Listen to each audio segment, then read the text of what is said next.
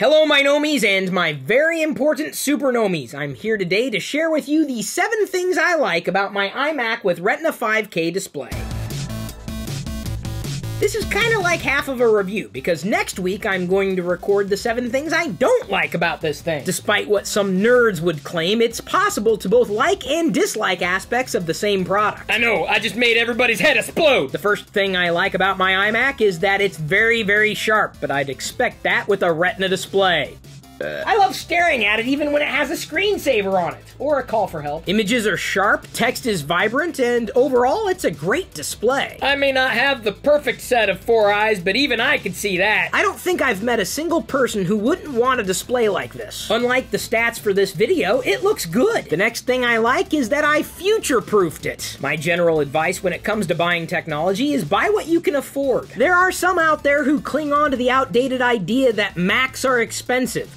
They're not, it's just that other things are cheap. I wanted something that I would be able to use for the next 3 or 4 years. It's running on a 4 GHz Intel Core i7, plenty of processing power. I got the configuration with 32 gigs of RAM. Hell, I remember the day when 32 megs of RAM was a lot. I remember upgrading from 16 to 32 megs of RAM in my old PC that was upgraded for Windows 95, and God, I'm old. The video card, an AMD Radeon R9 M295X ZPDQ MPZ M4.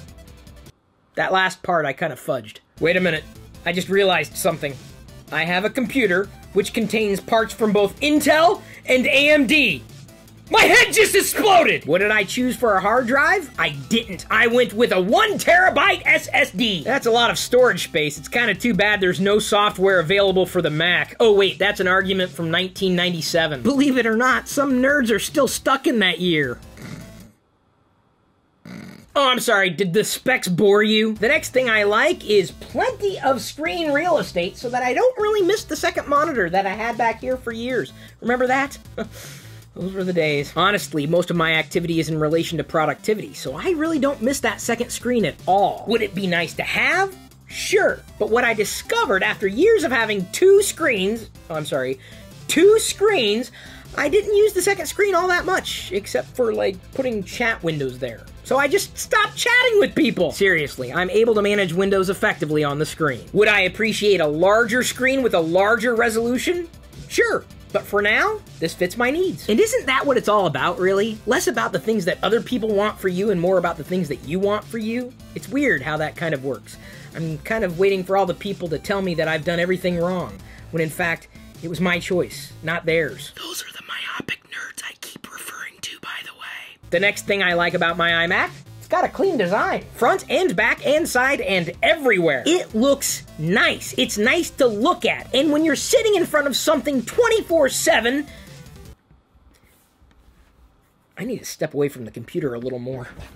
What I'm saying is that, unlike my face to many of you, this device is easy on the eyes. And I've kind of come to expect that from Apple. The next thing I like about my iMac, and I realize this is going to shock many of you, is that it's really efficient to run Windows side by side, if not on top of OS X, using virtualization software from Parallels. Let me go ahead and disclose that Parallels has been a great sponsor of mine in the past. In fact, I think we gave an iMac away to this community a while ago. There are still some things that you can do on Windows that you can't do on OS X. Honestly, I haven't found an easier way of testing software in Windows. Plus, I can set up virtual machines of OS X. What do you expect from someone who loves software more than hardware? The next thing that I like about this iMac is that for my needs, it's just as powerful as a Mac Pro. I am not claiming that it is equal to a Mac Pro, but what I am saying is that it is definitely something that I would have probably wanted to use instead of a Mac Pro back when I had a Mac Pro for 6 years.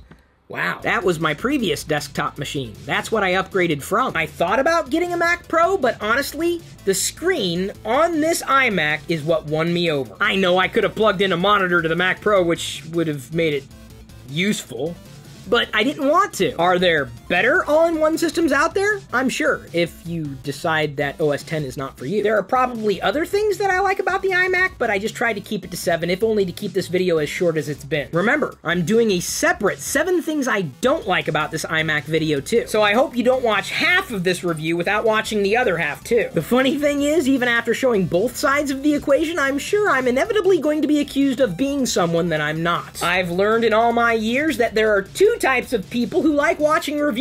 The type of people who value my opinion, and the type of people who are looking for me to validate theirs. This should go without saying, but I'm going to say it anyway. Everything I said in this video is based on my experience. If you want even more of my tech insight, head over to Pirillo.com, and if you want to become one of the super nomies and get tons of bonuses every day, head over to ChrisPirillo.com. Thanks again for liking, commenting, sharing, subscribing, watching even more of our videos right now, and at this point I'm going to leave you to your own devices.